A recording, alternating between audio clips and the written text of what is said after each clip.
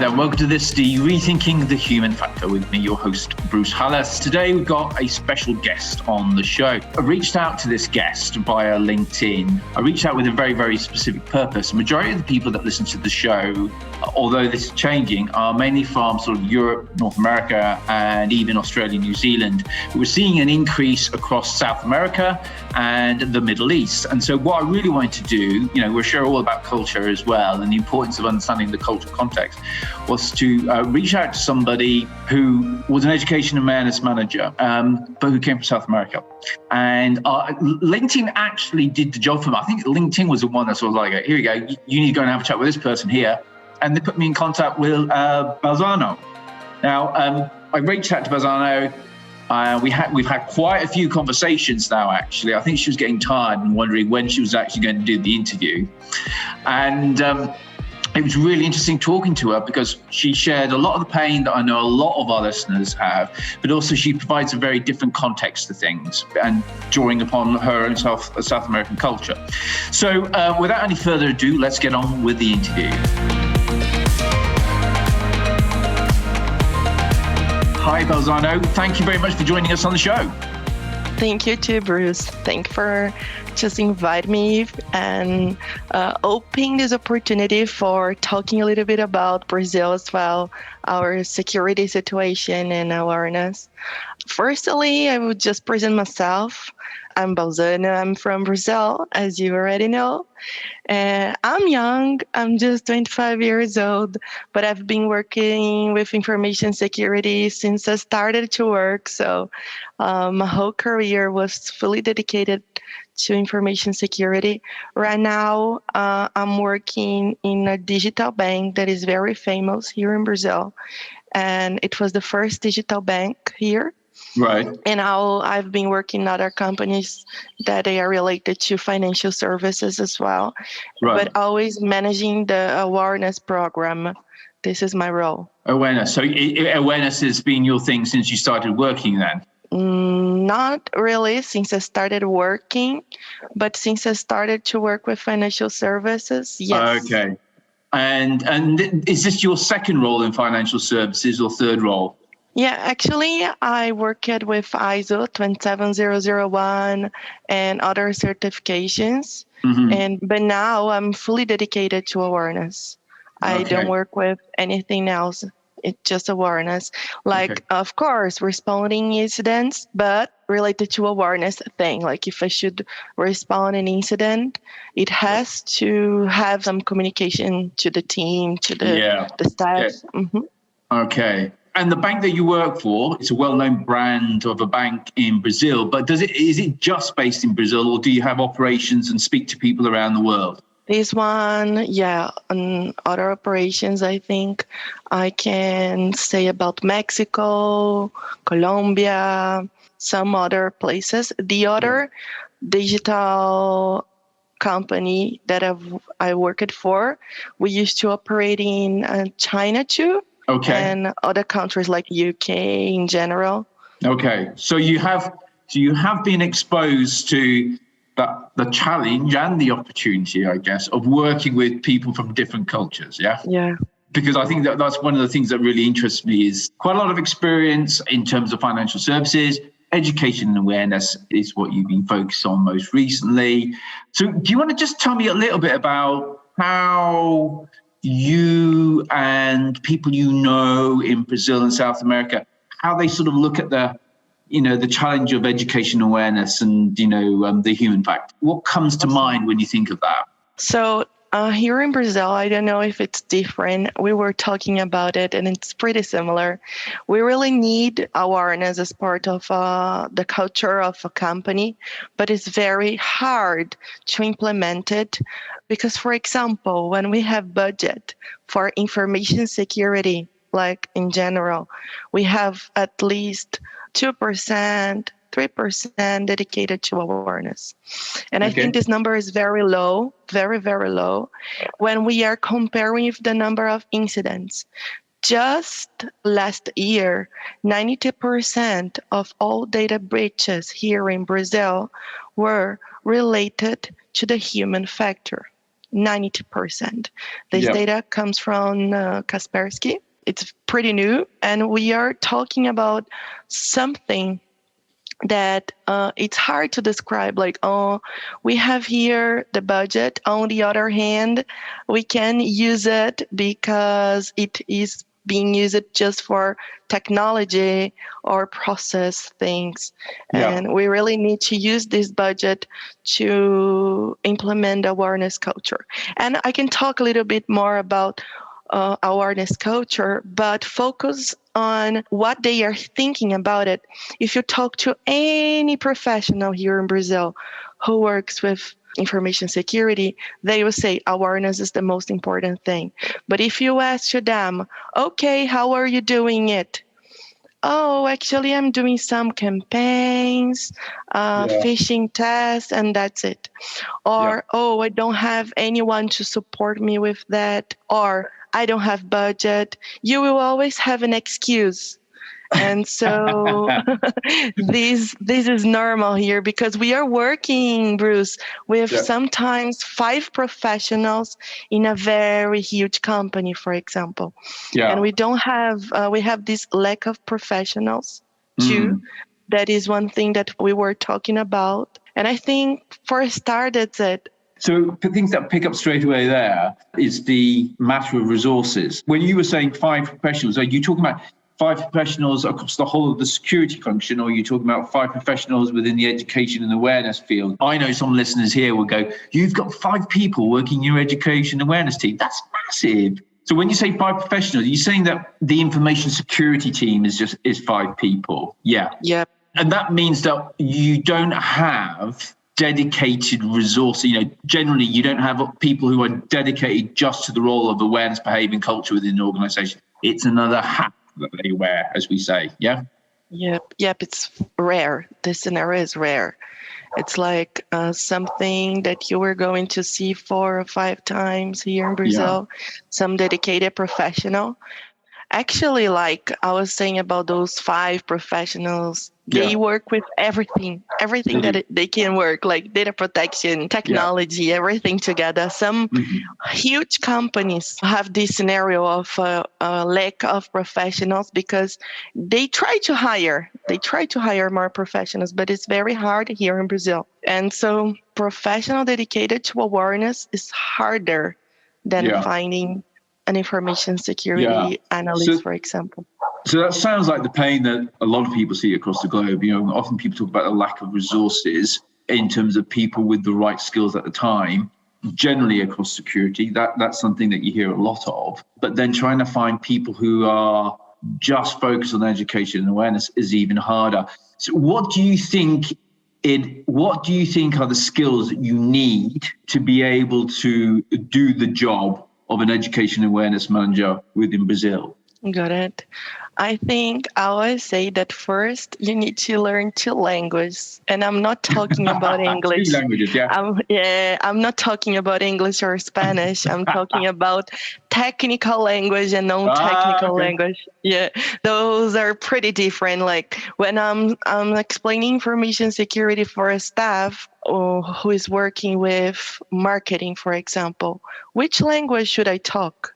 You know, like how is the way that I should communicate to be effective? I'm not starting to say, so you are going to see your router if it's well configured or if we can apply the rules into your firewall. No, this is not the language.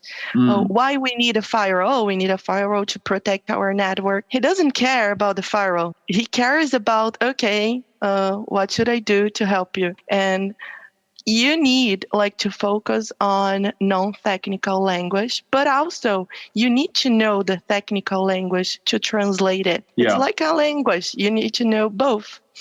So I think this is the first part, knowing how to translate the content to non-technical language.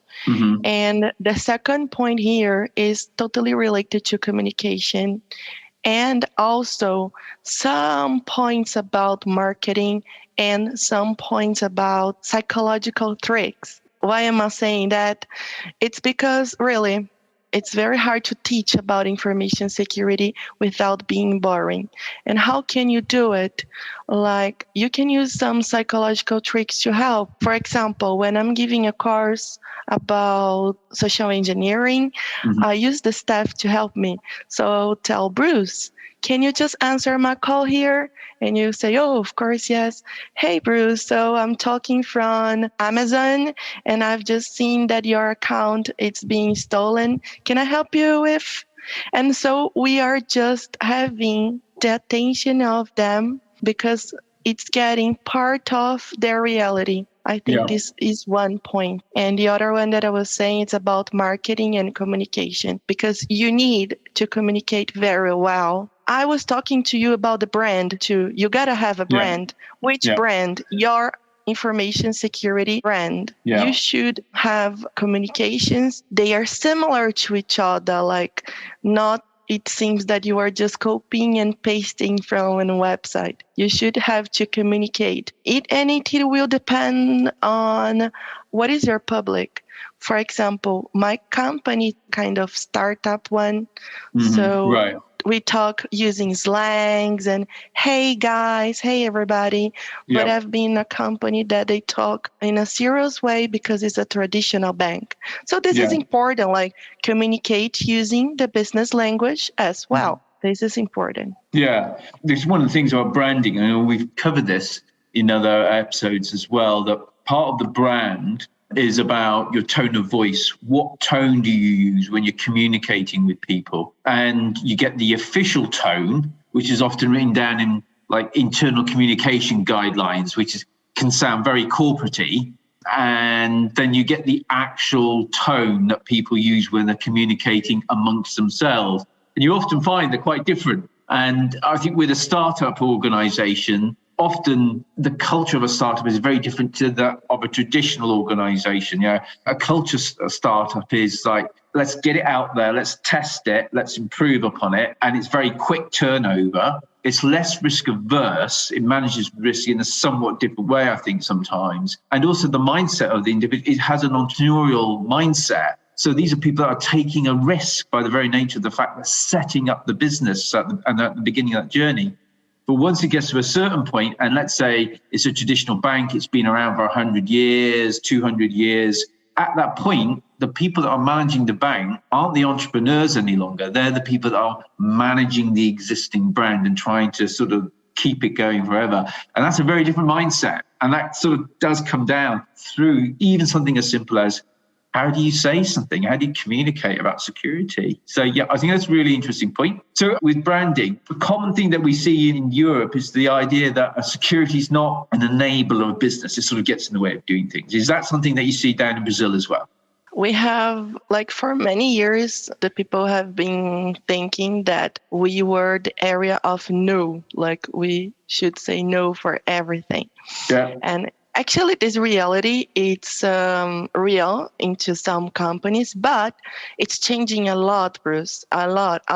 I don't know if it is because of the startups that they work in this other way of, oh, we are like the same of you, we talk like you, we act like you, and so we are cool. And that way, we don't say no. We say, okay, you want to do it. So can you sign this risk here that you are going to suffer if you just do it? And so we say, oh, this is the risks. Those are those risks. So do you agree? Can you continue or no? And so they decide we are doing it. And this is getting popular. Like we are not saying no, especially because of the movement of working from home. Now it's pretty hard to control the network because we are using our own network. Even if we use the VPN, sometimes the VPN is not working, so we just disconnect from the VPN. Right. And we don't have those protection about the network that we had before working at the office. And so what is the main point here? It's talking about information security and making people aware about it. Yeah. I don't like this part of security that just say no. I prefer that the other part of security that is explaining why it's not good or why that's okay and the risks. So it's in effect, it's like if the brand is one that's associated with no, then part of your role is to understand how you can change that perception of the brand. So it moves from being a department that gets in the way of doing things to a department that helps people do things, but makes them aware of the risks so that people can make decisions about, are we happy with that or not? And if we're not happy with it, then we can find controls to sort of reduce that risk. Yeah, okay, fine. For me, that's a branding exercise. It doesn't require fancy communications and lots of logos and all those other things. It's actually about a process, redesigning a process internally within the organization. And I think that's really interesting because when you actually speak to marketing people who are branding specialists, the one thing they consistently say is that a brand is not a logo. A brand is the experience, the values that people associate with it. So like Nike, there's the Nike brand. And to people that, people think of Nike and they think this one, and they think something. And then it's like, okay, does everything Nike do deliver on that experience or expectation? And if it does, it lives up to the brand. And part of that is something as simple as a process for getting a new pair of Nike shoes to you. And that's just a process. There's nothing flash about it in the sense of marketing flashness. It's just like, did I get what I was told I was going to be given when I bought it? And did it arrive on time? And when it arrived, did it look great? And was I happy with that purchase? And that would make me want to buy it again. And I think that's the challenge for you, is getting your customers, your internal customers. Part of that challenge is sort of making a promise that will help you and then delivering on that promise and then knowing that when they have another problem, they're going to come to you again. Yeah? Yeah, that's it. And also like making security part of the company culture, like as really security as a culture, and how can we achieve it? That I think it's the highest point of our career. It's like achieving it inside a company. It's when actually this is natural. It's part of their roles. When I'm not separated only like, oh, you are from the information security team, so you take care about it. I work with the people team, so I don't care about it. And sometimes I just sign a contract about confidentiality or I sign your policy, but I didn't read it. I just sign it. So I don't want it. What I want like the whole environment of the company, like synchronize it in terms of information security. And so, for example, I had some experience before.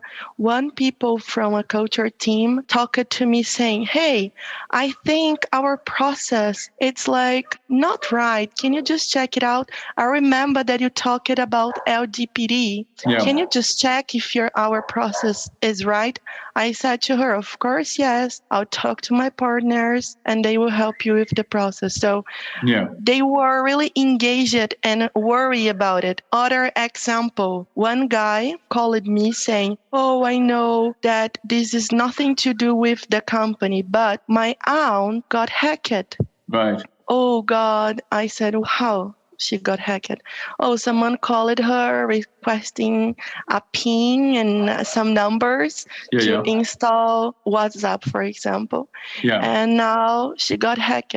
I started to talk with him and give him all the options that he can tell her about it. Finally, she could recover her account. And if you ask me, but Balzano, is this part of your role? She doesn't work there. He works there.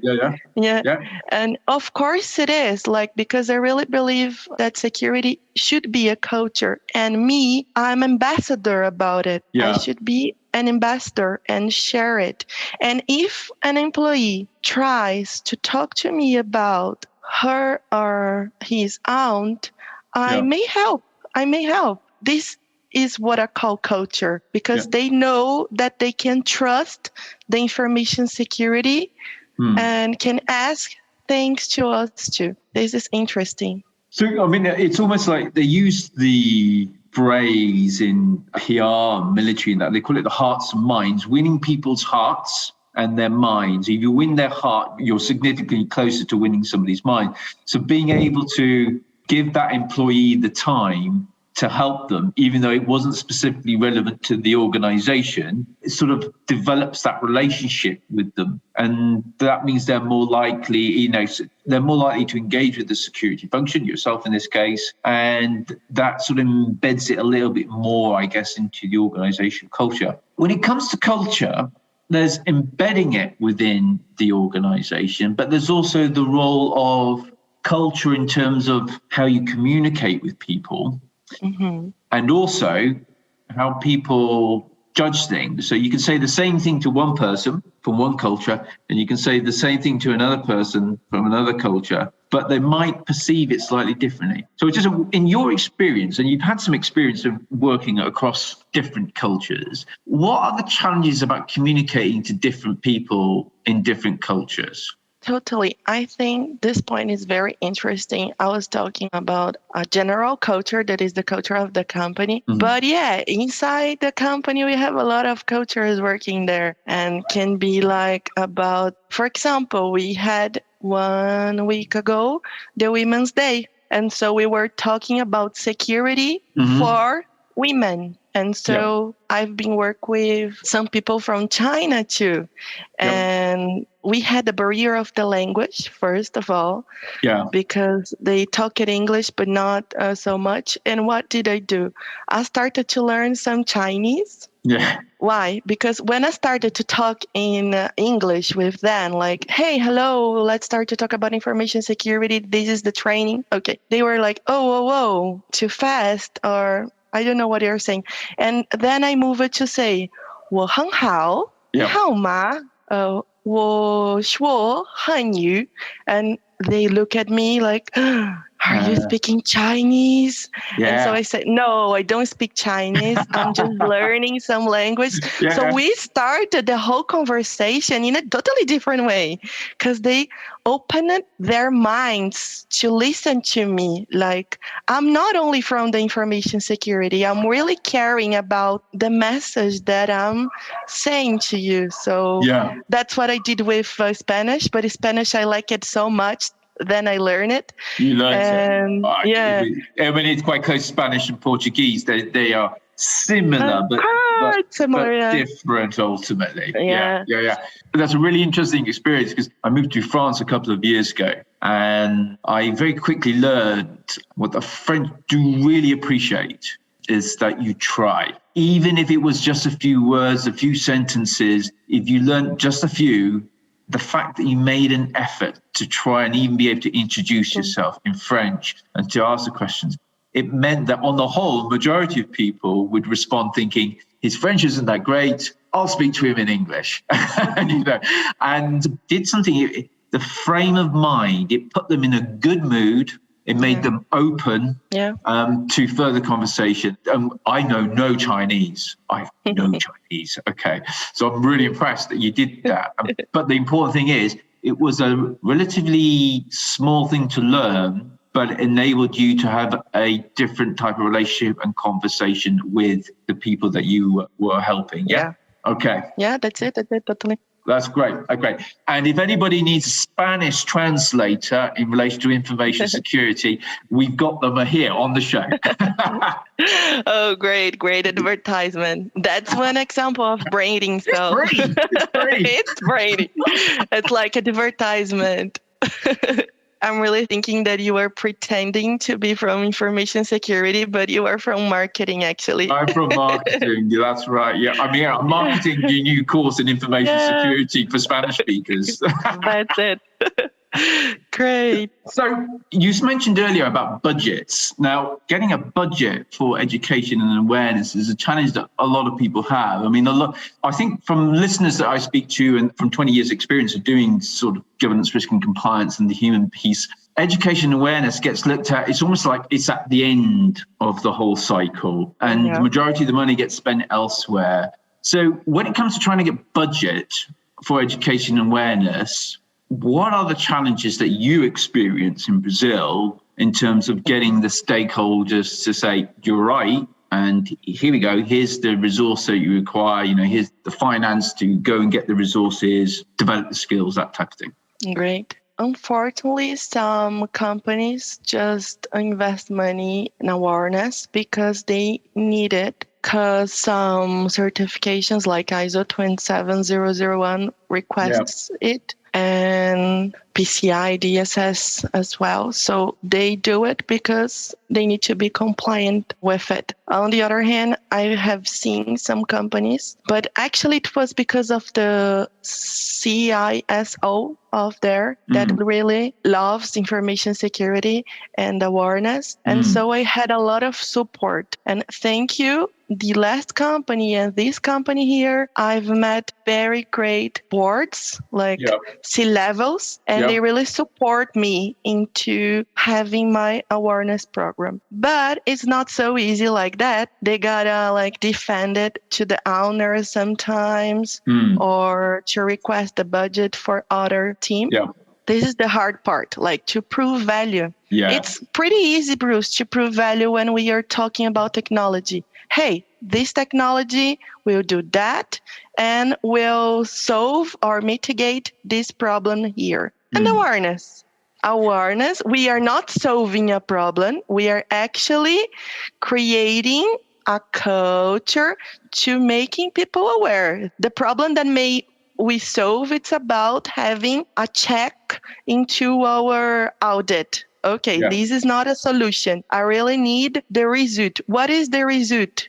The result is monthly. It's not like annual result. It's not a number that will be the same.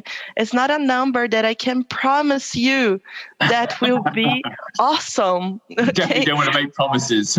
Yes, it's very hard. And so what can I say? Okay, let's go about the KPIs. We are going to talk about KPIs here. But at the end of it, what really matters? If I have my people here aware about information security and how am I measuring it? Okay, so through all the things that I'm doing, of course, I will have metrics and KPIs to show them, but it's hard to prove as a technology that is very 0-1. And when we talk to directors, the directors of technology, they are totally binary, like 0-1, 0-1. Awareness is not like that. We are talking about people. It's like there's a 0, there's a 1, and then there's a 0.1, 0.2, 0.3. There's all the gray areas between 0 and 1. Yeah, and that's the bit, that's the human bit, isn't it? It's the 0.1, 2, 3, 4, 5, 6, 7, 8, 9. That's what it means to be human. The 0, the 1 is like, if you're a 0 or a 1, you're possibly a sociopath or something like that. Yeah, that's it. I love it. Yeah. So, okay, trying to demonstrate the value that an organization is going to get through investing in education awareness is really, really important. I think what's really interesting is that in some episodes that we've had where we've spoken to people from marketing and communications as well, in many respects, especially internal comms, same problem. How do you demonstrate that, you give us this, you invest in this, we'll do this for you, and this is the value you're going to get back from the business. There is a sense of we need to do it so that we can tick a box, so that we can retain our ISO 27001 or our NIST or whatever the regulatory requirement is. And that's really important, isn't it? Because the bank would have made a decision to become, be PCI DSS compliant because it wants to process credit card or use credit card. So, and if it doesn't, it loses a lot of revenue and profit. So you can see value there, but over and above ticking the box to do education and awareness, trying to shift it so that it's not just I've done it, but it's meaningful. It brings around change in behavior. Yeah, that is a harder sell, I guess. Yeah, it is definitely a harder sell. That's why I think before working with it, I was a seller. So I gotta sell my product. I really, I used to sell information security things like products. I will say the names. I would like firewalls and everything to company. Yeah. Then I learned how to sell my product very well. And that's what am I doing. Yeah, so now other skill, you gotta be a seller. I mean, this is the thing. It's for anyone who did the research. I was like, what part of anybody's job isn't about awareness? Yeah. Everybody's sort of, if you're in sales, you're making people aware of your product. You're then trying to influence their behavior to buy your product. And if they're already buying it, you don't want them to stop buying it and buy somebody else's. So you're keeping them buying your product. It's behavior again. Culture has a massive role to play in that as well. And, when you look across pretty much even the librarian, the librarian's telling you, making you aware to be quiet because you're being really noisy in the library and that's just not acceptable. That's behavioral control. I'm making you aware. The rule is to be quiet. Okay. And then I'm trying to influence your behavior and the culture of a library. You think about, when you think of a library, what do you think of? Silence, totally. It's quiet, isn't it? Well, I know the libraries I used to go into, maybe they did that just to keep me quiet. But, I remember when I think of a library, I think of the old libraries that I experienced when I was at school, and they were quite the places where people studied. They were places of knowledge. There's a culture that comes with it. Even how a library was laid out and things like that, they were pretty much universal how you would lay a library out, A to Z, the list of the authors or the titles of the books. It was really quite formulaic, which was very cultural. So, yeah. Anyway, we're detracting from the world of education and awareness.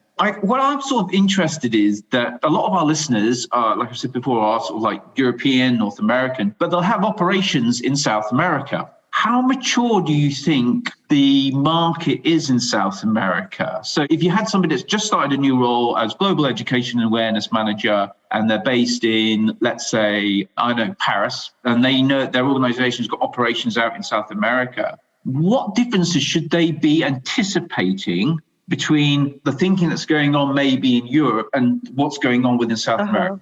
Yeah, actually, I think that we are having a lot of great professionals working abroad. So here in Brazil, we have this movement of changing the country. I got a friend of mine, I think you know him. He is working in Portugal. Another friend of mine is working in Ireland. So actually, I think that the world in general, it's seeing the value of our professionals. Because here in Brazil, really, Bruce, the scenario sometimes is worse. We face so much data breaches, so much news, so much attacks. I don't know why, but we are a kind of target. Right. And really, if you just see some maps, threat maps, that you can see what is happening right now, you are going to see that Brazil, it's the target. I think they look at here and see, I can take money from the Brazilians. Yep. And because of that, we have a lot of great professionals as well, because we deal with so much things per day, so much incidents, so much things to mitigate, risks to mitigate, that really you can find a lot of experts here. And when you pick up a Brazilian to work abroad, you are going to see that it would be pretty easy. Maybe the barrier can be the language. Yeah. But about the process and culture, and I think it's very similar, really. But like the opposite, I have been working with some people that they work it abroad and now is working here, and they said, "Oh my God, you have no end. You don't stop, you don't stop to drink water, you just work." And oh no, guy, I stopped at 30 minutes. That is, I think in some cultures, it is absolutely true. I mean, again, in an experience of mine moving to France, and I remember having worked in the UK a lot, and, productivity is really, really important. Productivity. Yeah. And, your contract might say you work from 9 to 5, but people were working before they got into the office. They were working late. Here in France, this is amazing. This is totally amazing. Okay. It was only in the last month, I think it was, the law in France was changed so that it was no longer illegal to eat your lunch in your office. So if you took your lunch and sat down by your computer and you ate it, in France, it was illegal. It was an offense. Okay. But that's because culturally in France, your lunch is really important. Okay. Yeah. And you take time out. Whereas I know in the UK, for a lot of my career, your lunch was either something you took pretty quickly or it wasn't unusual to see people eating. But they weren't, they were eating and they were working, or they were doing some background reading on their job. And I think it illustrates the difference between cultures where, we're trying to get that life balance right, which then has an impact on mental health, which is a major issue. And with the COVID pandemic situation, there's even more complications. But I do think that's really important that you've highlighted there, is that you could have somebody that's maybe a global education awareness manager in another part of the world, but they're managing people with different cultural values. And it's the same for somebody like you, for example, in Brazil. If you end up managing people over in China or Sydney or London or, Boston, you have to be aware of those different cultural values and sort of, I guess, accommodate it, try to accommodate it. Yeah, that's it. I know that sometimes I can say a lot of jokes because with a team like that, like they really like jokes, and sometimes I can't because it's a very serious manager or something, and that's okay. Like it's the way that I should communicate and adapt to it. And this is not only about outside Brazil, like dealing with other cultures outside Brazil, but here too. We have a lot of different cultures living here. So it's a massive country, and you've got very different from north to south. The difference between the cultures is really, really big. And even from the coast inland, it's massive. Now, I think you mentioned there about what I call the exodus. The brain drain is the other phrase that you use, where you get really good resources building up in the country, but everyone else starts looking at the country and go, there's some brilliant resources, some brilliant people there. And they sort of like pinch them and take them out to go and work elsewhere.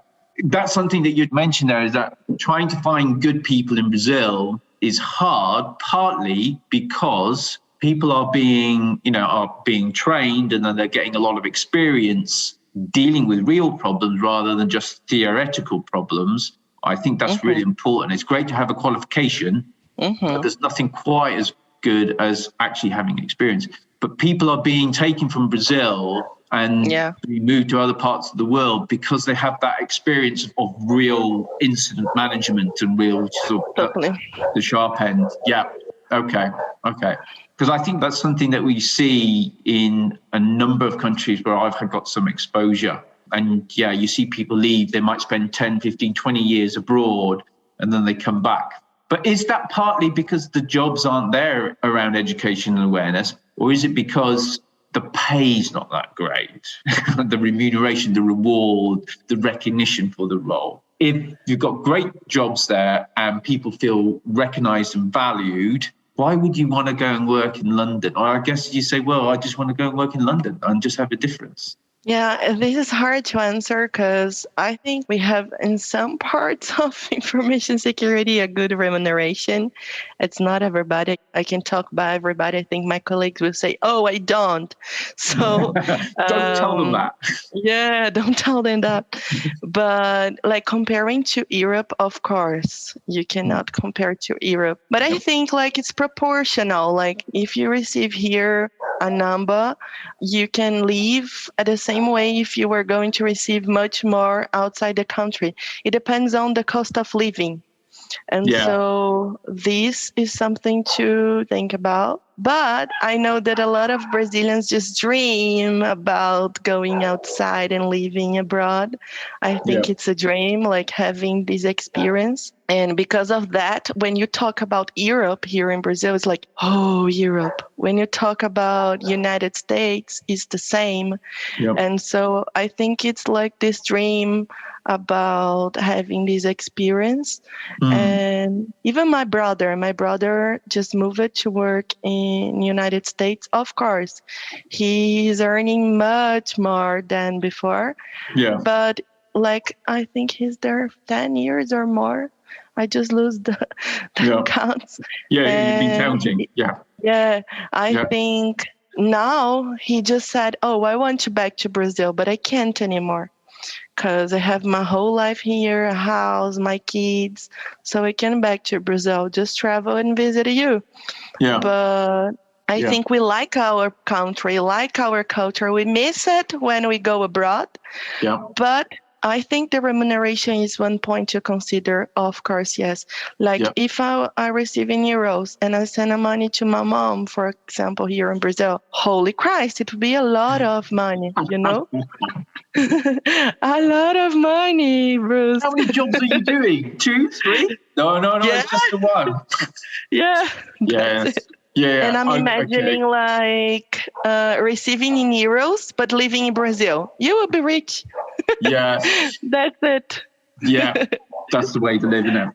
Okay. So I think to sort of maybe to bring this to an end, what are you seeing that's going on in Brazil that you would say these are interesting ideas that people are discussing and trying to implement when it comes to bringing around changes in people's understanding, their level of awareness and behavior when it comes to security? How is the community innovating? We have been creating some materials, like free materials together, some ebooks, some materials to share on social medias. Also, the community of awareness, it's very small. So we are creating like books, ebooks, but also we have this community. We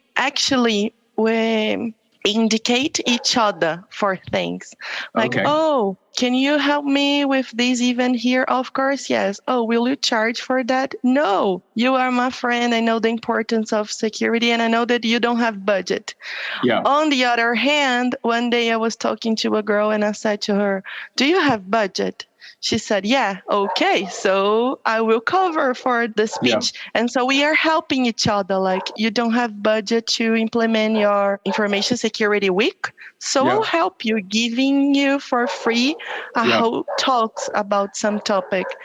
But if you have money, help me too. So this is something that we are working on together, and it's working real good. Like, oh, I don't speak English. Can you go there and talk about awareness because I trust you? Yeah. And it's my second invite to do it because one of my friends, he actually doesn't speak English, right? But it's a very great professional in terms of awareness. So we help each other. This is great. And I think that's a really good positive note to end upon. You know, creating a network of contacts, you all have the same sort of challenges, and then seeing how you can support each other, because everybody has their common challenges, and then everybody has their unique ones, whether it's around budget or just your own skill, your ability. And working together as a team, especially where you're short of resources on a national level, there aren't that many resources. It's a good idea is to collaborate. And you see that happening. I mean, information security industry as a whole, I remember in the early days, it was very insular. Organizations wouldn't talk to each other because they would be scared that they were going to admit to, we've got a problem or we had a problem. Okay, so they wouldn't want to talk about it. And actually now it's the common best practice is recognizing that everyone's got a problem. Okay. No one's got the perfect solution. We don't have enough resources on our own to be able to address the problem, but maybe collectively we come together, we can actually make some progress against those people who are trying to compromise our networks. And I think it's a really good positive way to finish our chat today. Right. Great. Thank you very much for joining us. Thank you too, Bruce. Thank you for the invite. Absolute pleasure. And I'm hoping that we'll get this out and we'll share it out. I know actually on LinkedIn we've had quite a lot of people from South America who've been it's been really great. They've been listening to the show and then picking which episodes they really like. And then they've just been tweeting them out, putting them out on LinkedIn. And it's been amazing. But the thing, whenever I read anything in Portuguese or Spanish, I'm like, oh no, I'm going to have to rely on Google here. And I know when you do a Google Translate, it's never. Yeah. Is it? No. So, yes. But anyway, it would be great. And we'll share this out across our community. And hopefully the folks in South America will get a smile on their face and know that we're definitely thinking of them here at the Rethinking the Human Factor. Okay. Thanks very much for joining us on the show.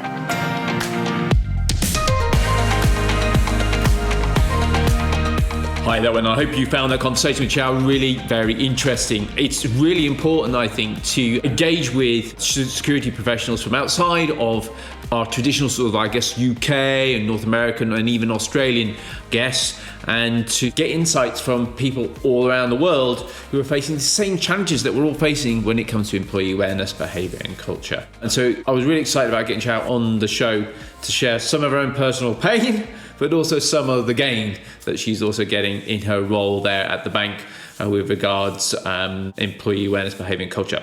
Now, you find this sort of stuff interesting, the sort of stuff that Chow was talking about, but also what we talk about more broadly within the podcast. Anything from, cognitive science, behavioural sciences, sociology, culture, etc., but also how we can apply marketing and other disciplines to being more effective in our efforts to drive employee awareness and behaviour. Then how can you sort of get plugged into more of those interesting insights? Actually, more importantly, how can you take those insights and start to actually embed them in terms of what you're doing within the organization so that you represent?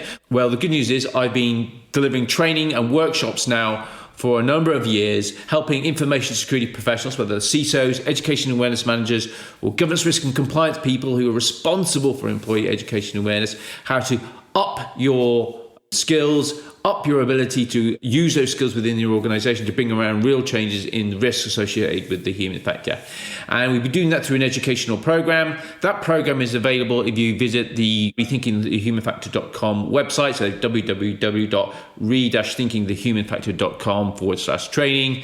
And on there you can find out about the 4 fantastic courses that we've been offering with some really, really good testimonials.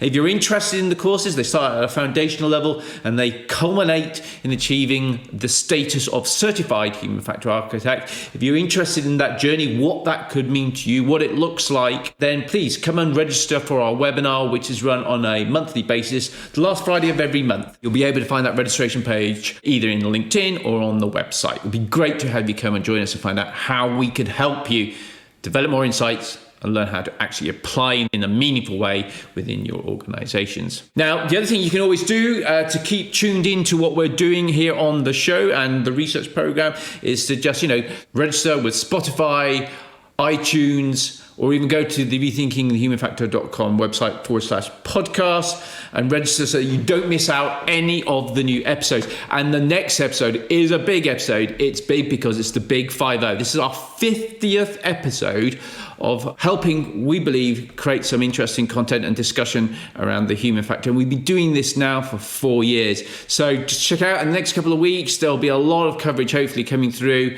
We'll be driving a lot of coverage on previous episodes, things like our book recommendations as well. And then we'll be culminating with the final show in this series, number 50, in a couple of weeks' time. Please come and join us and let other people know all about the Big 50, okay? So I guess finally, just to say thank you to everybody for tuning in.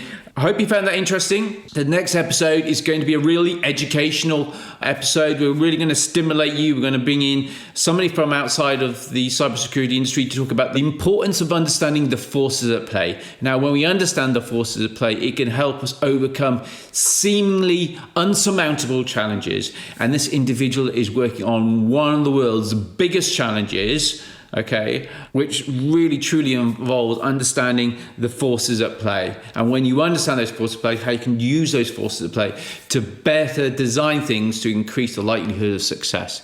And I think it's really, really a lovely, simple story for you to take away at the end of this series. Great. Thank you very much for joining us, and I look forward to having you back with us here on the show again in a couple of weeks' time. Keep rethinking the human factor.